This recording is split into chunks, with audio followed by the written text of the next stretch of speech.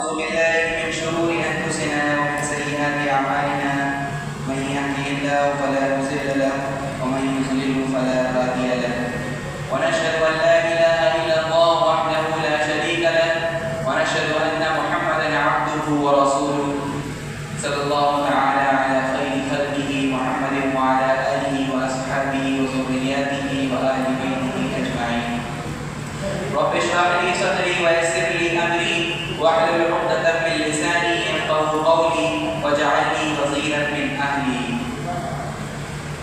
أعوذ بالله من الشيطان الرجيم. بسم الله الرحمن الرحيم. لقد كان لكم في رسول الله أسوة حسنة لمن كان يرجو الله واليوم الآخر وذكر الله كثيرا. صدق الله العظيم. ماشاء اللہ بچوں نے بہت اچھا اپنا پروگرام کو پیش کیا. ہر سال کی طرح اس سال بھی جلسہ باہر تکمیل تک پہنچ چکا ہے. بس دعا باقی ہے. آپ لوگوں کو اس طرح سے ہمیشہ جڑے رکھنا. یہ جلسہ منعقد ہوتا ہے کہ ہمارے دادا کی نشانی ہے. جس طرح دادا نے اس ٹولہ کے اندر محنت کی ہے, جس طرح میں نے سنا ہے اپنے والد صاحب سے کہ فیروز آباد سے ساحل سے یہاں مسجد میں آ کے نماز پڑھایا کرتے تھے, پھر اس کے بعد یہاں آ کے قربانی دی, اپنا کاروبار سب کچھ چھوڑ کر اس ٹولہ میں آ کر بس گئے اور اپنی زندگی وقف کر دی. اور یہاں پر اس ٹولہ کی سرزمین بالکل بنجر تھی, بالکل بنجر تھی. یہاں کوئی درخت نہیں نکلتا تھا, یہاں کوئی پھول نہیں کھلتا تھا. یہاں پر انہوں نے ایسا بیج بویا ہے, ایسا بیج بویا ہے. آج الحمدللہ ہر محلے میں حافظ پیدا ہو رہے ہیں, ہر محلے میں عالم پیدا ہو رہے ہیں. یہ ہمارے دادا رحمۃ اللہ علیہ کی محنت کا ثمرہ ہے. تو اسی کے اوپر کچھ مرثیہ میں نے لکھا ہے تو آپ لوگوں کے سامنے پیش کرنا چاہتا ہوں, اگر اجازت ہو تو سماعت فرمائیں. بسم اللہ الرحمن الرحیم. وہ یاد مجھے آتے ہیں بہت, ہے نام وہ جن کا مظہر حق. وہ یاد مجھے آتے ہیں بہت, ہے نام وہ اسی میں کرا تمہارے میں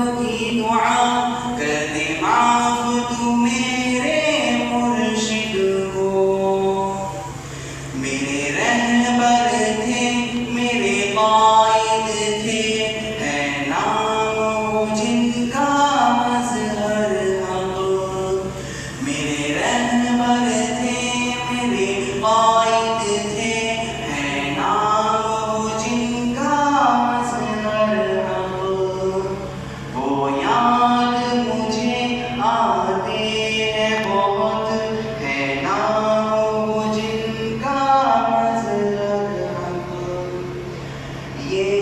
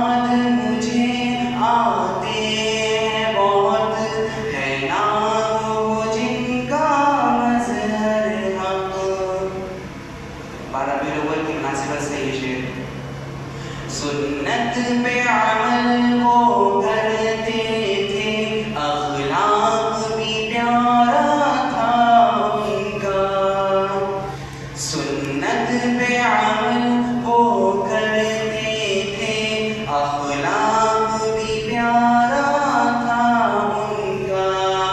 اس جملے کو ذرا دل پہ ہاتھ رکھ کے سنیں۔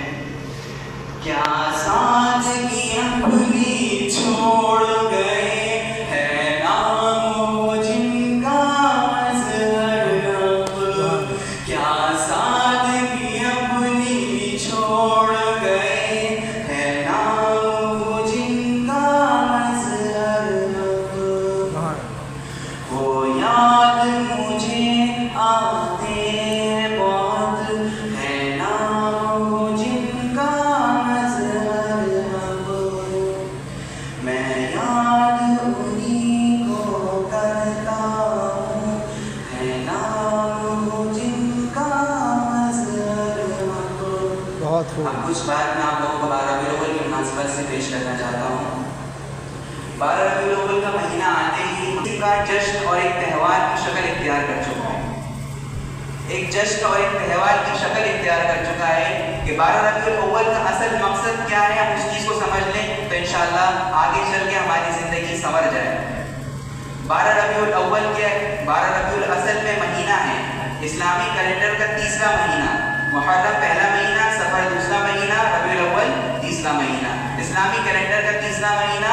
اس میں آپ صلی اللہ علیہ وسلم کی پیدائش ہوئی، اس میں اکثر ائمہ کا اتفاق ہے، اور یہ بھی اتفاق ہے کہ عام الفیل یعنی جس وقت جس زمانے میں جس سال میں ہاتھی والوں کا واقعہ آپ لوگوں نے سنا ہوگا وہ پیش آیا تھا، اس سال آپ صلی اللہ علیہ وسلم کی ولادت ہوئی تھی۔ پھر اس کے بعد اس بات پر بھی اتفاق ہے کہ آپ صلی اللہ علیہ وسلم کی ولادت پیر کے دن ہوئی، سوموار منڈے آپ صلی اللہ علیہ وسلم کی ولادت اس دن ہوئی۔ تو یہ بات یہ تین چیزیں کہتے ہیں کہ آپ صلی اللہ علیہ وسلم کی ولادت 2 ربیع الاول کو ہوئی، بعض علماء کہتے ہیں کہ آپ صلی اللہ علیہ وسلم کی ولادت 6 ربیع الاول کو ہوئی، بعض علماء کہتے ہیں کہ آپ صلی اللہ علیہ وسلم کی ولادت 8 ربیع الاول کو ہوئی، بعض علماء کہتے ہیں کہ آپ صلی اللہ علیہ وسلم کی ولادت 9 ربیع الاول کو ہوئی، بعض علماء کہتے ہیں کہ آپ صلی اللہ علیہ وسلم کی ولادت 12 ربیع الاول کو ہوئی، بعض علماء یہ بھی کہتے ہیں یعنی علامہ ابن تیمیہ رحمۃ اللہ علیہ اپنی کتاب میں لکھتے ہیں کہ آپ صلی اللہ علیہ وسلم کی ولادت 16 ربیع الاول کو ہوئی۔ اس میں الگ الگ اقوال ہو گئے۔ اب اکثر علماء نے اس زمانے کا کیلنڈر دیکھا، عام الفیل سن دیکھا، مہینہ ربیع الاول دیکھا، اور اس میں سوموار کن کن تاریخ کو پڑ رہا تھا وہ تاریخیں دیکھی، کن کن تاریخ کو، یہ تو اتفاق ہے کہ سوموار کے دن ہوا تھا، لیکن اب وہ تاریخیں دیکھی کہ ایک ہر مہینے میں 4 بار ایک سوموار آئے گا، تو اس میں دیکھ لی کون کون سی تاریخ کو سوموار کا دن آ رہا ہے۔ تو اکثر علماء کا یہی قول ہے کہ آپ صلی اللہ علیہ وسلم کی ولادت 9 ربیع الاول کو ہوئی اور آپ صلی اللہ علیہ وسلم کی وفات 12 ربیع الاول کو ہوئی۔ اب جو جشن اور یہ جس طرح سے ہم لوگ چراغاں کرتے ہیں اور جلوس نکالتے ہیں، اس کا مقصد کیا ہے؟ اگر اس کو ہم شریعت سمجھ کے کریں تو یہ ظاہر سی بات ہے، یہ بدعت ہے اور یہ بہت بڑا گناہ ہے، کیونکہ آپ صلی اللہ علیہ وسلم کو جب نبوت ملی تو 40 سال کی عمر میں آپ صلی اللہ علیہ وسلم کو نبوت ملی۔ نبوت ملنے کے بعد آپ صلی اللہ علیہ وسلم 63 سال کی عمر تک حیات رہے، تو اس بیچ میں جو وقفہ ہے 23 سال کا وقفہ ہے، تو اس 23 سال کے وقفے میں آپ صلی اللہ علیہ وسلم نے کبھی یہ حکم نہیں کیا کہ میرا آج برتھ ڈے ہے اور آپ لوگ منائیں، کبھی یہ حکم نہیں دیا۔ چلیے ایک آپ سوال یہ پیدا کر سکتے ہیں کہ کوئی انسان اپنے برتھ ڈے کے لیے کون کہتا ہے کہ میرا برتھ ڈے منایا جائے؟ تو آپ صلی اللہ علیہ وسلم کی کئی حدیثیں ہیں، انا سیدہ لی آدم او کما قال علیہ الصلوۃ والسلام، انا اول من یفتح باب الجنہ، میں پہلا وہ شخص ہوں جو جنت کا دروازہ کھولوں گا۔ تو اس میں ظاہر سی بات ہے کبریائی نظر آتی ہے نہیں آتی ہے، یعنی گھمنڈ کہ میں پہلا شخص ہوں جو جنت کا دروازہ کھولوں گا، لیکن یہ اللہ تعالیٰ کا حکم ہوتا ہے جو آپ صلی اللہ علیہ وسلم ہم تک پہنچاتے ہیں، حدیث کی شکل میں ہم لوگوں تک جو پہنچا ہے۔ جو بھی کچھ شریعت کا جو حصہ ہوتا ہے وہ آپ صلی اللہ علیہ وسلم ضرور بیان کرتے ہیں اور اس کو ہچکچاتے نہیں ہیں بیان کرنے میں۔ اگر ولادت کا کوئی مسئلہ شریعت سے متعلق ہوتا تو آپ صلی اللہ علیہ وسلم ضرور اس کو بیان کرتے ہیں، لیکن آپ صلی اللہ علیہ وسلم نے کہیں بیان کیا۔ چلیے آگے چلتے ہیں۔ آپ صلی اللہ علیہ وسلم جب دنیا سے پردہ فرما گئے، جب آپ صلی اللہ علیہ وسلم کی وفات ہو گئی، جب آپ صلی اللہ علیہ وسلم رحلت فرما گئے، تب آپ صلی اللہ علیہ وسلم اپنے جانشین کم و بیش 1,24,000 صحابہ کرام کو اس دنیا میں چھوڑ کر گئے۔ آپ صلی اللہ علیہ وسلم نے نہیں کیا، آپ صلی اللہ علیہ وسلم کے بعد صحابہ کرام کو تو کرنا چاہیے تھا۔ کیسے صحابہ جو آپ صلی اللہ علیہ وسلم کی ایک سانس کے بدلے میں اپنی جان نچھاور کرنے کو تیار ہے، کیسے صحابہ جو آپ صلی اللہ علیہ وسلم کے وفادار، کیسے صحابہ جو آپ صلی اللہ علیہ وسلم کے رازدار، جو آپ صلی اللہ علیہ وسلم کی ایک حکم پر جہاد کرنے کو تیار، کیسے صحابہ جو آپ صلی اللہ علیہ وسلم کی ایک حکم پر اپنے باپ باپ کو چھوڑ دینے کو تیار، ایسے صحابہ جو آپ صلی اللہ علیہ وسلم سے اپنے ماں باپ سے زیادہ محبت کرتے ہیں، ایسے صحابہ اگر ان کے دل میں ہلکی سی محبت ہوتی تو آپ صلی اللہ علیہ وسلم کو برتھڈے ڈے مناتے نہیں مناتے؟ ان کی سیرت میں بھی کہیں یہ نمایاں نہیں ہوتا کہ آپ صلی اللہ علیہ وسلم کا برتھ ڈے منایا گیا ہو۔ بہرحال بنانا اور ماننا ایک الگ چیز ہے۔ پھر اب یہ ہمارے ذہن میں، ہمارے تصور میں یہ بات کہاں سے آئی؟ یہ دوسرا سوال۔ یہ بات ہمارے ذہن میں کرسمس ڈے جانتے ہیں آپ لوگ، 25 دسمبر کو کرسمس ڈے منایا جاتا ہے۔ کرسمس ڈے حضرت عیسیٰ علیہ السلام کی پیدائش، جب آپ حضرت عیسیٰ علیہ السلام پیدا ہوئے اس دن کو کہتے ہیں۔ تو یہ آپ حضرت عیسیٰ علیہ السلام کا جب آپ سب جانتے ہیں کہ عیسیٰ علیہ السلام کا انتقال نہیں ہوا تھا، عیسیٰ علیہ السلام کو اٹھایا گیا تھا۔ جب عیسیٰ علیہ السلام اٹھا لیے گئے اس کے 300 سال تک کوئی اس چیز کا تذکرہ نہیں تھا۔ آپ اور حضرت عیسیٰ علیہ السلام کے جو حوارین تھے انہوں نے بھی کسی طرح کا یہ طرز عمل اپنی زندگی میں نہیں چنا۔ بہرحال 300 سال کے بعد کچھ لوگوں کے ذہن میں یہ بات آئی کہ کیوں نہ حضرت عیسیٰ علیہ السلام کی ولادت کے موقع پر ہم ان کی پیدائش کے موقع پر کچھ ہلکا سا اجتماع کر لیا کریں۔ یہ بات اور سنیے گا، کیوں نہ ہم ہلکا سا اجتماع کر لیا کریں؟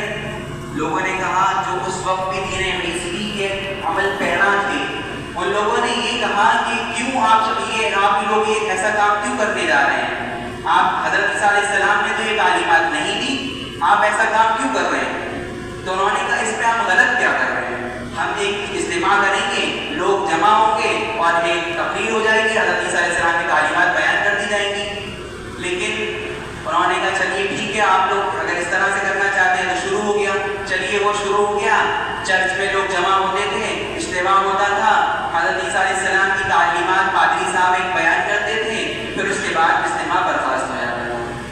کچھ عرصے تک اسی طرح چلتا رہا۔ وقت کی قلت ہے تو مختصر واقعہ کر کے بتاؤں گا آپ لوگوں کو کہ پھر اس کی طرح چلتا رہا۔ پھر لوگوں کے ذہن میں یہ خیال آیا کہ یار پادری صاحب بیان تو کر دیتے ہیں اور واقعات بیان کر دیتے ہیں، حضرت علیہ السلام کی تعلیمات بیان کر دیتے ہیں، لیکن یہ تقریر جو ہوتی ہے خوش قسم کی ہوتی ہے، مزہ نہیں آتا، جس میں مزہ آنا چاہیے وہ مزہ نہیں ملتا اس میں۔ تو تھوڑا سا اضافہ کر لیا جائے، موسیقی بڑھا دی جائے، اس پہ موسیقی بڑھا دی جائے۔ ٹھیک ہے صاحب، موسیقی بڑھا دی گئی۔ پھر آگے چلتے ہیں، کچھ عرصے بعد یہ ذہن میں آیا نوجوان طبقہ اس سے جڑ نہیں رہا ہے، ان کا شوقین مزاج لوگ ہیں، ان کا مزاج ملتا نہیں ہے، ان کو بھی جوڑنا ہے، تو تھوڑا سا ناچ گانا بڑھا دیا جائے۔ ناچ گانا بھی آ گیا صاحب، چلیے ٹھیک، ناچ گانا جب آ گیا پھر اس کے بعد بھی ایک بات یہ ذہن میں آئی، یار بیٹھتے ہیں، بیان بھی سن لیتے ہیں، حضرت عیسیٰ علیہ السلام کی تعلیمات بھی سن لیتے ہیں، موسیقی بھی ہو جاتی ہے اور ناچ گانا بھی ہو جاتا ہے، پھر بھی مزہ نہیں آتا، ہنسی مذاق بھی ہونا چاہیے، چلیے تماشا بھی شروع ہو گیا۔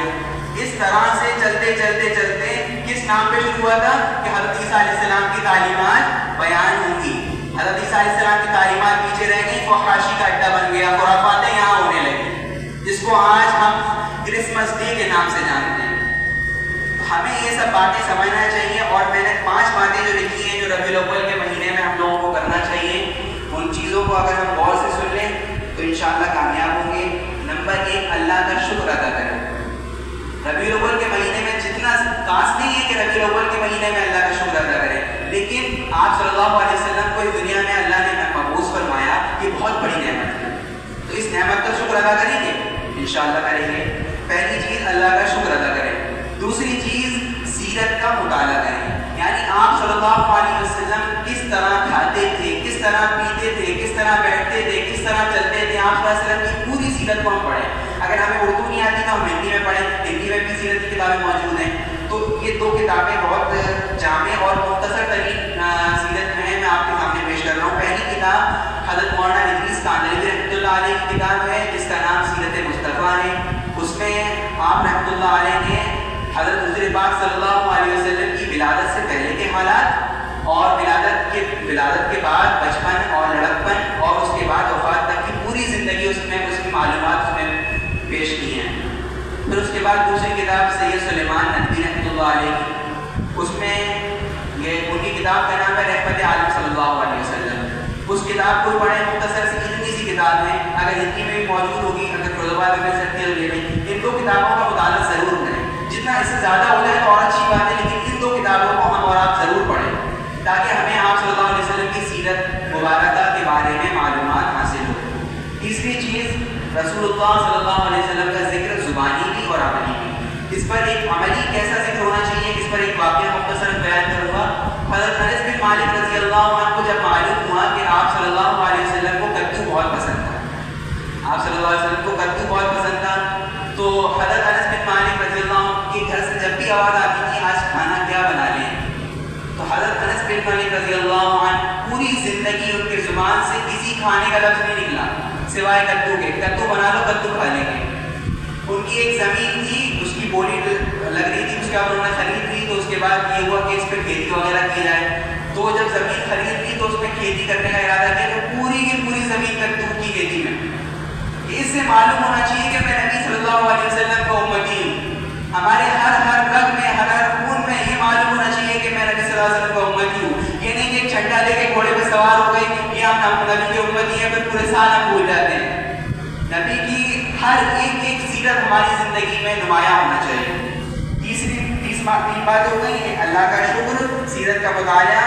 تیسری بات رسول اللہ کا ذکر زبانی اور عملی. چوتھی بات سیرت کو ماننا ہے, منانا نہیں. سیرت کو ماننا ہے, منانا نہیں. منانا الگ بات ہے, اگر آپ لوگوں کو خوشی ہوتی ہے کسی چیز میں تو آپ منائیں, لیکن سیرت کو ماننا سیکھیں. پانچویں بات, جہاں ہم دوسری چیزیں ذکر کرتے ہیں, جہاں اور بھی چیزیں ذکر کرتے ہیں, کہیں درود شریف کا بھی ذکر کر لیا کریں.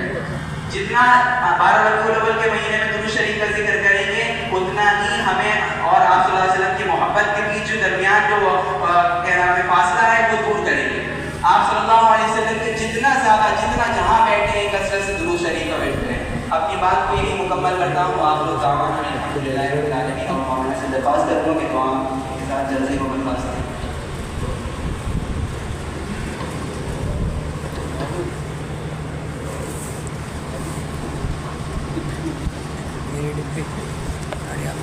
ربنا ظلمنا انفسنا وان لم تغفر لنا وترحمنا لنكونن من الخاسرين.